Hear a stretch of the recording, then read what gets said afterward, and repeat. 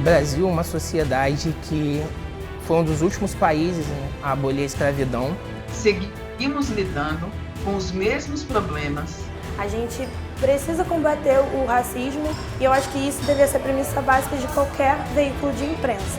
Não adianta ser um jornalista negro num veículo e continuar entrevistando os homens brancos de sempre.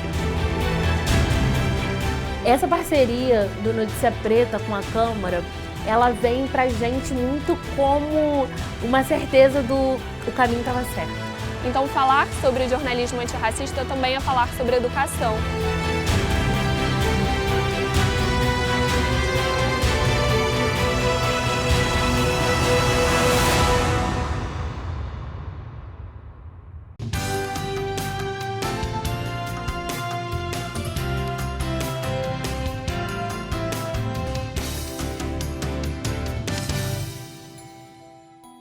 A primeira iniciativa de jornais feitos por pessoas negras, projetando um público também negro, tratando, né, de questões que envolvessem, né, o cotidiano dessa população, ou seja, denunciando práticas de preconceito de cor, ódio de raça, nós teríamos a primeira experiência de jornais publicados com esse perfil em 1833, na cidade do Rio de Janeiro. A imprensa negra, ela surge num contexto onde começava a se criar instituições para justamente pensar uma formação de identidade brasileira pós-independência do Brasil. Dentro do imaginário dessa elite, toda a herança africana ela ficava de lado, ela não fazia parte dessa formação. Então ela surge justamente não só como em forma de combate, mas também para ali circular ideias e mostrar um protagonismo da população e também da cultura africana. Em 1833, com a publicação do jornal O Mulato ou o Homem de Cor, né, a gente vai ter em setembro de 1873 uma primeira iniciativa que dá notícia de como pessoas negras, pardas, questionando interdições que se colocavam a cidadãos, né? Cidadãos hoje que a gente chama de cidadãos negros. Essa experiência que se inicia ali em setembro, ela vai ser seguida nas semanas posteriores com o aparecimento de jornais como O Brasileiro Pardo, O Criolinho, O La Fuente. A gente pode pensar como um ponto, um marco inicial da imprensa negra a partir da década de 1830 até a metade do século XIX. Mesmo os primeiros jornais, eles sendo de tiragens bem curtas, com poucas edições, a principal ideia deles é elas conseguem espalhar para outros lugares do Brasil. Então a gente começa a ver um movimento da imprensa negra em diferentes locais. No final do século XIX, a gente começa a ter também, aí sim, jornais com maior projeção, principalmente no Rio de Janeiro, então capital do Império, né? E depois da República. O debate sobre o preconceito de cor, ódio de raça, ele nunca se fez nunca se fez ausente das páginas da imprensa brasileira. Entre a primeira e a segunda metade do século XIX, vai haver uma proibição também da circulação desses jornais ligados à imprensa negra. E aí isso não significa também que não ocorreu essa circulação de ideias, porque desde o primeiro jornal que já tinha surgido, a gente tem também as ideias circulando nesse momento. E principalmente a partir da década de 1870, aí sim nós vamos ter jornais com viés mais abolicionistas que vão começar a ter esse protagonismo, principalmente através de figuras como José do Patrocínio, que vão estar ali abrindo espaço para que discussões e debates possam surgir dentro desse espaço dos periódicos. Desde 1876, que não se passou uma década, em alguns momentos não se ficou nem mesmo com o vazio de alguns anos, sem que um jornal feito por gente negra, pensando num público também negro, tratando de assuntos que interditavam a cidadania de pessoas negras, ficasse sem ser publicado, né, na sociedade brasileira.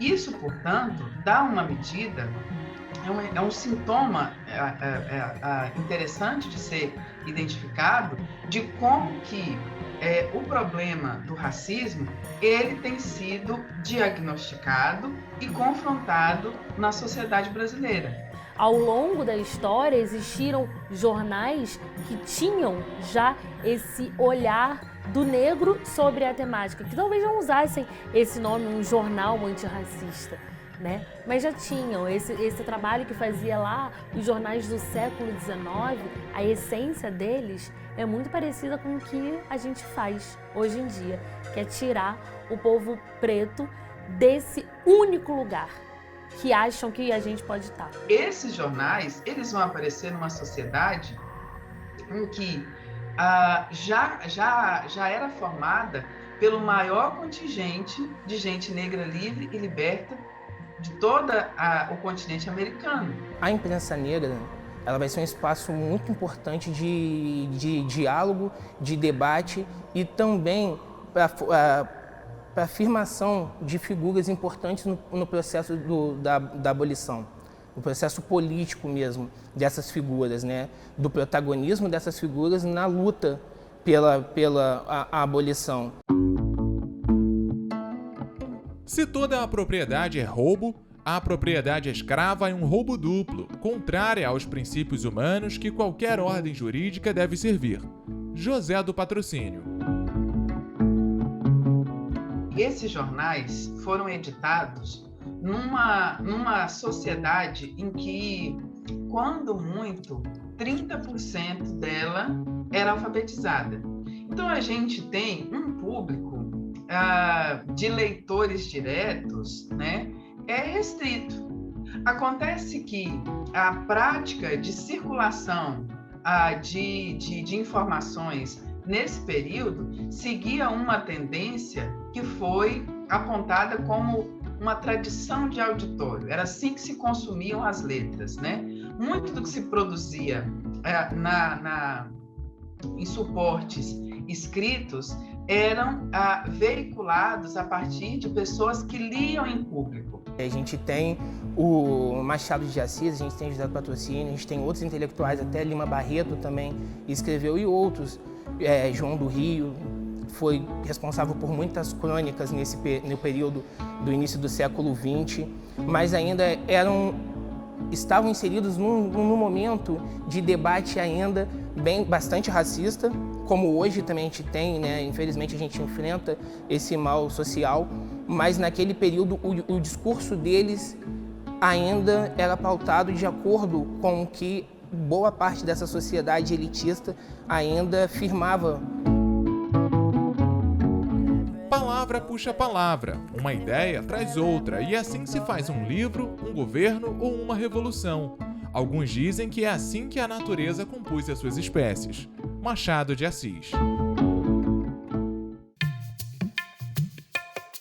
Eu sempre digo que o que eu faço hoje, que é jornalismo antirracista, né, sempre existiu. Desde 1833 foi o primeiro jornal, O Homem de Cor, até hoje, com os portais de notícia, né? A internet facilitou muito que tivesse cada vez mais portais de notícia com recorte racializado da informação.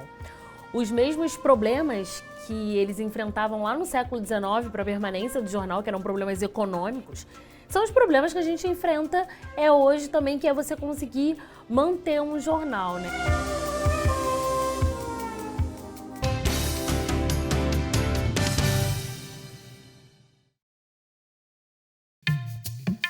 O Notícia Preta, muito além de um portal de notícias, ele é um espaço de transformação social.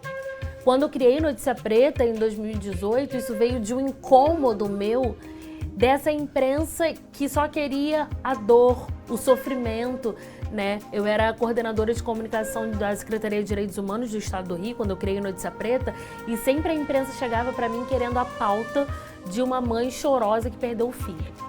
Ela sempre queria aquela mulher preta naquele lugar e não necessariamente se interessava pela história daquela família, a não ser que fossem antecedentes criminais, o que é algo que não tem sentido, antecedentes criminais, porque isso serve para estigmatizar.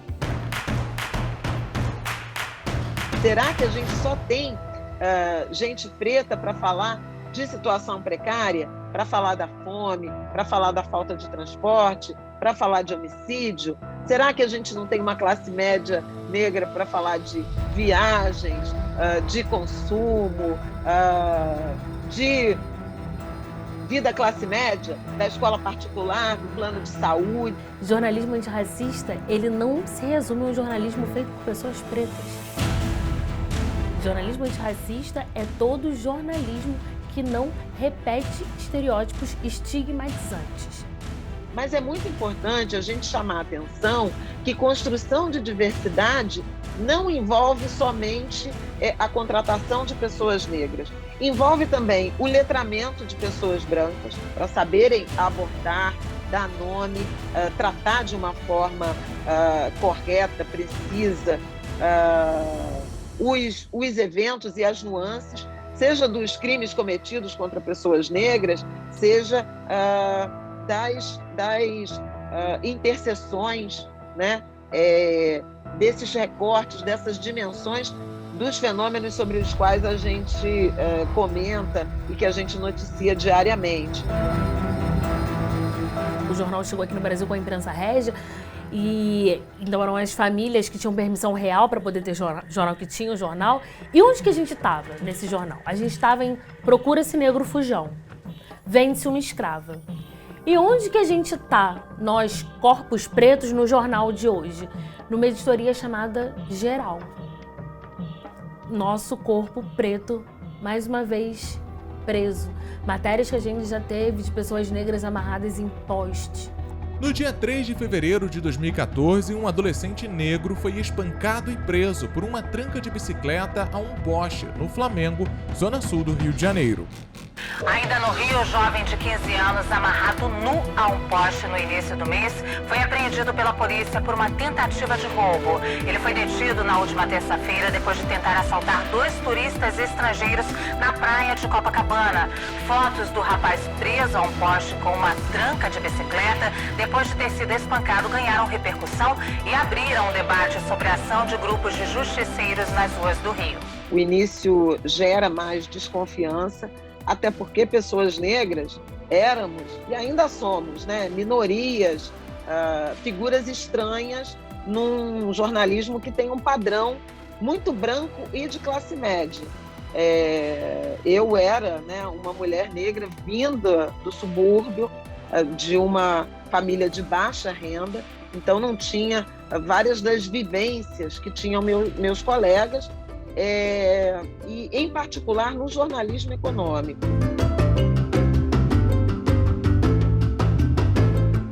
Que a gente possa construir um mundo mais igualitário, onde as pessoas possam ser tratadas sem distinção de qualquer tipo de coisa. Eu sei que nós caberemos em vários lugares, a gente tem essa capacidade, só precisa de espaço e oportunidades, portas abertas.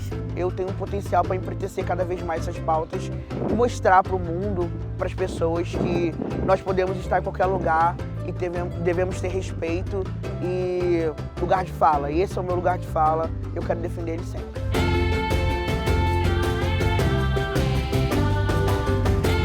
O jornalismo, ele é uma carreira de persistência, né, e de informação. Então, estar muito bem informado é fundamental. Então, devorar o noticiário, identificar as fontes e insistir, né? O que eu vejo dos jovens, e eu já fui jovem, também já tive esse mesmo sentimento, é muita pressa, é muita urgência. Só que o jornalista, ele melhora com o tempo, ele não está pronto no início. Quem melhor do que nós para falar sobre nós? E aí eu comecei a catar profissionais negros, catar literalmente, Só que veio uma demanda que eu nunca ia imaginar, que eram de jovens comunicadores, não necessariamente jornalistas, negros e periféricos de diferentes regiões do Brasil, falando, eu quero escrever para o Notícia Preta, porque aqui na minha cidade tem tal coisa, aqui tem tal coisa. E eu comecei a ter esses jovens dentro do Notícia Preta e eu montei uma incubadora, que eu chamava de incubadora no início, de comunicação antirracista. Eu decidi entrar no Notícia Preta porque eu já acompanhava o trabalho, né, do portal pelas redes sociais, pelo próprio portal, e eu queria fazer parte daquilo porque eu já era uma leitora e eu já entendia que a notícia era produzida de uma outra forma. Eu não sabia exatamente como, mas eu entendia já que ali não tinha a disseminação de estereótipos, né, o fortalecimento de preconceitos, então eu queria fazer parte daquilo. Me inscrevi para participar dessa entrevista, para ver se eu ia passar ou não. Passei e foi um momento assim de agora eu vou poder fazer o que eu acredito que seja a minha missão no jornalismo e com a minha comunidade, que é de informar e informar da maneira correta para pessoas pretas e falando sobre a nossa comunidade. Eu pegava esses jovens e online, isso antes da pandemia, eu dava as formações, porque nem todos eram jornalistas. Comecei a formar essas pessoas em quase 4 anos de Notícia Preta, mais de 60 pessoas já foram formadas. Está sendo uma experiência incrível, assim, ter essa vivência de redação, ter esse treinamento, porque no Notícia Preta a gente também não só escreve, mas a gente tem umas oficinas. Então eles nos ensinam como escrever, né, com esse olhar antirracista, nosso compromisso, nossas responsabilidades enquanto pessoas que estão escrevendo e comunicando a outras.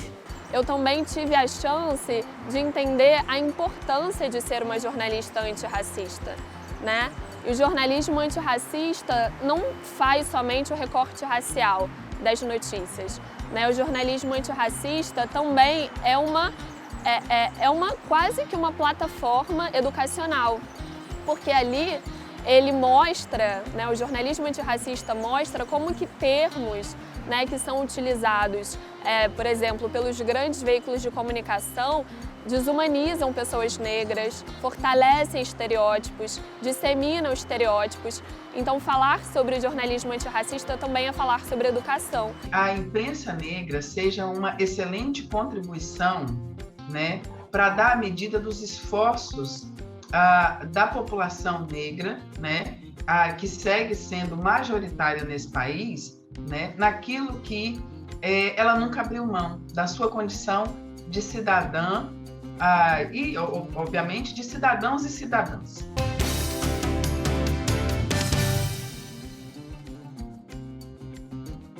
Essa parceria do Notícia Preta com a Câmara, ela vem pra gente muito como uma certeza o caminho estava certo, sabe? A gente estava no caminho certo, porque quando uma casa legislativa firma parceria com um jornal antirracista, primeiramente, ela está dizendo que essa pauta me importa, esse assunto me importa, isso aqui é importante para o município, a gente quer falar sobre isso.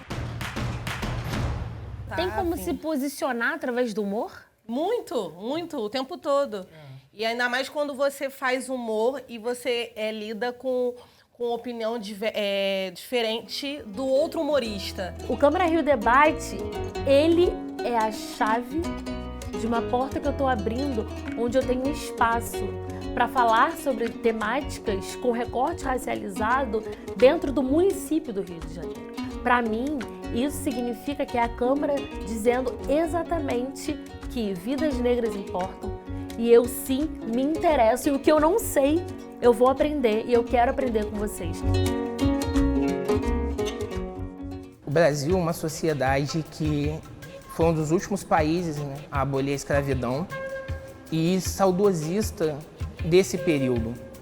E nunca foi de interesse por parte da elite de resolver e sanar qualquer problema que viesse relacionado ao racismo. Seguimos lidando com os mesmos problemas, basicamente com os mesmos problemas que eram denunciados ali na primeira metade do século XIX.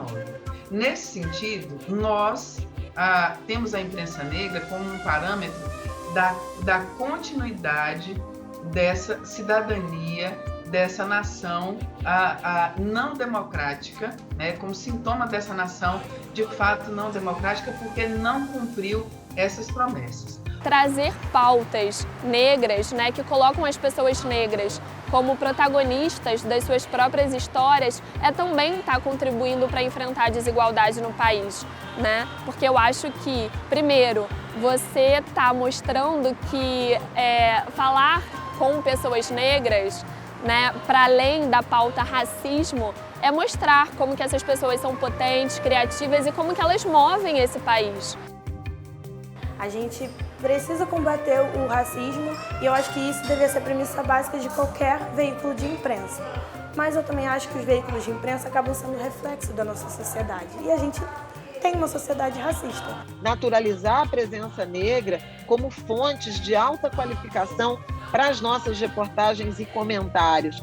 Não adianta ser um jornalista negro num veículo e continuar entrevistando os homens brancos de sempre. Então, quem são as pessoas negras, quem são as mulheres que podem nos auxiliar na elaboração das nossas reportagens e aparecer como fontes qualificadas, assim a gente naturaliza, né, de uma forma mais ampla a presença dos negros no jornalismo, na mídia.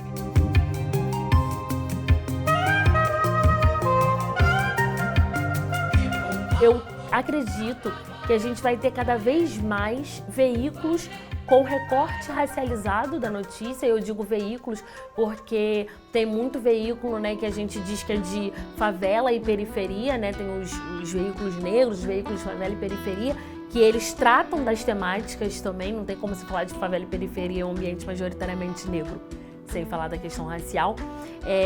E tudo isso está crescendo, está ampliando. Muito porque a gente tem cada vez mais acesso à internet. E hoje eu olho para trás e me sinto muito privilegiada por essa possibilidade de, ao longo desses meus 30 anos de jornalismo, ter sempre vivido, me sustentado a partir dessa profissão. Se as redações forem plurais, elas vão ser representativas, elas vão falar com todos os públicos. Então, se você tem um jornal que vai falar para o cara que é idoso e é branco e mora no subúrbio com a esposa, ou se você vai falar para o jovem que é gay e mora na Zona Sul, se você vai falar para o menino preto que mora na favela, você precisa de pessoas dentro daquele jornal que possam conversar e ter o olhar daquela pessoa dentro das redações. O que eu espero é ver cada vez mais pessoas negras ocupando essas redações, esses espaços, mas também ocupando espaços de poder, né? Quando a gente pensa nessa hierarquia, chefia, diretoria, importante que pessoas negras também estejam nesses lugares, para que elas possam tomar decisões que realmente possam mudar o cenário, a cara atual do jornalismo, falando sobre o jornalismo especificamente.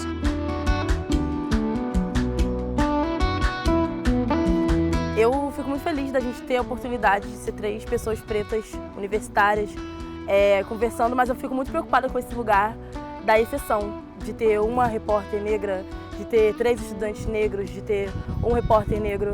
Então, apesar dessa felicidade, isso ainda me preocupa muito em relação ao futuro. É uma expectativa que eu tenho, é que ninguém mais seja exceção. Ver várias outras âncoras, mulheres negras repórteres, homens negros repórteres e âncoras de televisão, eu acho que é muito importante a gente sentir essa representatividade para que também a gente chegue no mercado de trabalho com um pouco mais de confiança, né?